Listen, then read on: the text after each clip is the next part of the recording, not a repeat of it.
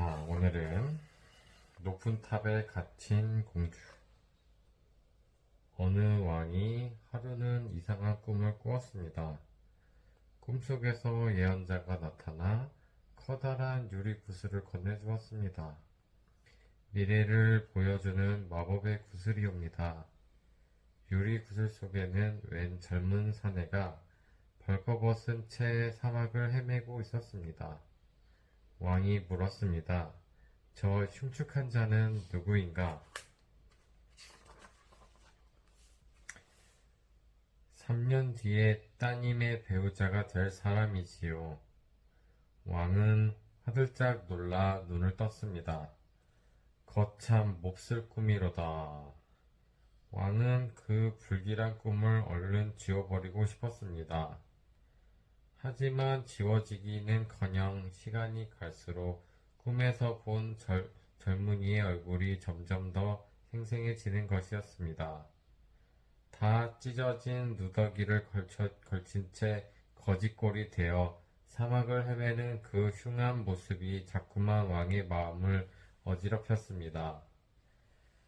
딸의 신랑이자 미래의 사위가 될 사람이 그런 몰골이라니 정말 기가 찰 노릇이었습니다. 혼자 쏘가리를 하느라 왕은 밥맛도 잃고 잠까지 설쳤습니다. 하루하루 걱정을 키워가던 어느 날 왕은 고심 끝에 기발한 대책을 생각해냈습니다. 저 멀리 아무도 찾을 수 없는 곳에 공주를 숨겨두기로 한 것입니다. 왕은 육지에서 멀리 떨어진 외딴 섬에 높은 탑을 쌓게 했습니다. 탑 주변에는 가시나무 숲으로 높은 담을 쌓고 감시병까지 세워두었습니다. 여기서 딱 3년만 참으렴. 너를 아끼고 사랑하기 때문이란다. 공주는 어이가 없었습니다. 얼굴도 모르는 그것도 아버지의 꿈에 잠깐 비쳤던 남자 때문에 졸지에 유배 생활을 하게 된 것입니다. 외딴 섬 한가운데 우뚝 솟은 높은 커다란 탑. 그 꼭대기 방에서 공주는 하루하루 외로운 시간을 보내야 했습니다.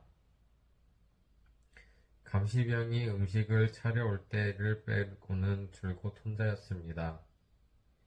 이야기를 나눌 사람도 없었습니다. 발코니에 앉아 멍하니 바다만 바라보다 잠드는 날도 많았습니다. 처음 얼마 동안은 제정신이 아니었습니다. 무엇보다도 사람이 너무 그리웠습니다. 어릴 때부터 공주 곁에는 사람이 끊이질 않았습니다. 늘 누군가 시중을 들어주고 놀아주고 듣기 좋은 말을 해주곤 했습니다. 외롭다는 게 어떤 건지 알 겨를조차 없었습니다. 하지만 이젠 말 그대로 외로움을 벗삼아 지내게 된 것입니다. 별을 보는 시간이 점점 길어졌습니다. 지금 얼마나 많은 사람들이 저 별을 보고 있을까? 자신에게 말을 거는 습관이 생겼습니다. 바다를 바라보는 시간도 점점 늘었습니다. 늘 똑같은 파도라고 생각했는데 매번 조금씩 다른 모습이었습니다. 그런 어느 날 이상한 일이 벌어졌습니다. 저게 뭐지? 수평선 저 끝에서 커다란 새 한 마리가 다가오더니 바닷가에 무언가를 툭 떨어뜨린 것입니다. 그것은 사람이었습니다. 다 찢어진 누더기를 걸친 채 거짓골로 해변에 내던져진 저 사람 혹시 아버지 꿈에 나온 그 남자가 아닐까? 그 순간 공주와 젊은이의 눈이 딱 마주쳤습니다. 탑에서 해변까지 한참 떨어져 있지만 이상하게도 아주 가깝게 느껴졌습니다. 그 뒤로 많은 일들이 있었습니다. 공주는 외딴 섬 높은 탑에서 꼬박 3년을 보냈습니다. 궁생활과는 비교할 수 없을 만큼 귀한 시간들이었습니다.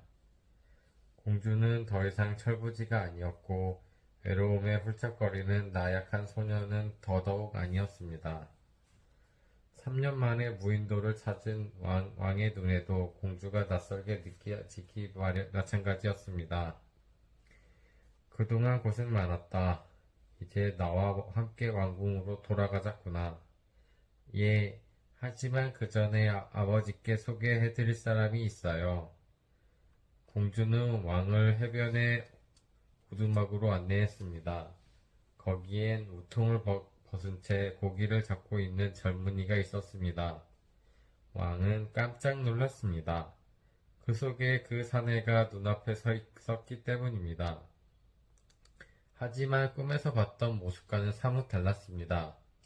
황급빛 살결의 탄탄한 근육, 숱한 시련을 이겨낸 지혜로운 눈동자, 왕 앞에서도 위축되지 않은 당당한 모습까지 모든 게 달라 보였습니다.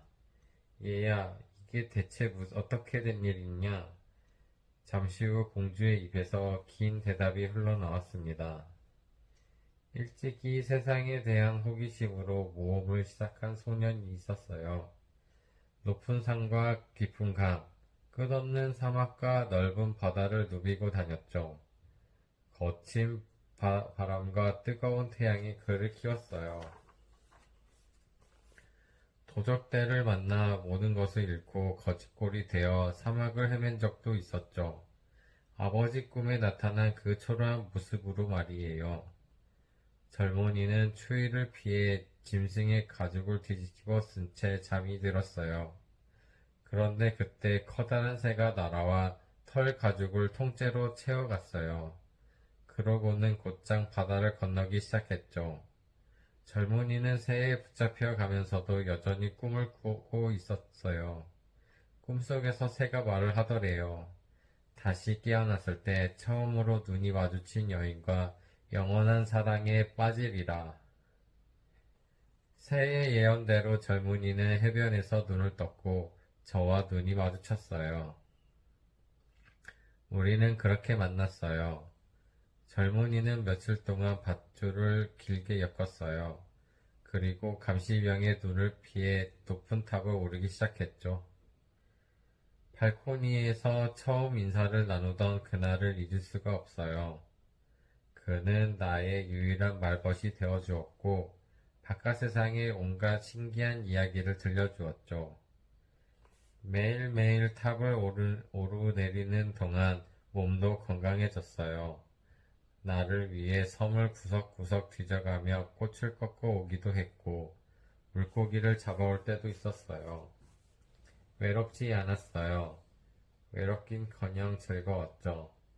내가 외딴 섬에서의 생활을 만족하게 될 줄은 정말 꿈에도 몰랐어요.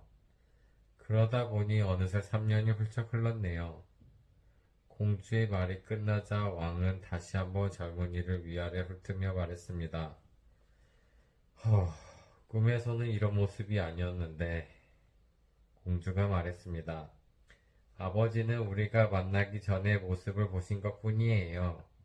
그게 무슨 뜻이냐?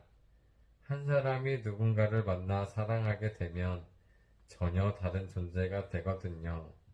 어떤 운명이나 예언조차도 사람이 사람을 만난 이후에 벌어질 일들까지는 미리 알 수가 없나 봐요. 왕은 눈앞에 나란히 서 있는 공주와 청년을 번갈아 보며 속으로 이렇게 생각했습니다. 일어날 일은 반드시 일어나고 마는구나.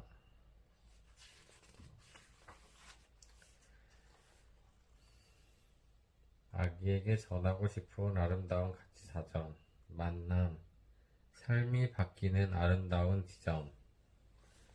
아가야, 만남까지는 하늘의 몫이지만 만남 이후로는 사람의 몫이란다. 만나서 사랑하고 그 사랑의 모양에 따라 마음의 모양이 달라지지.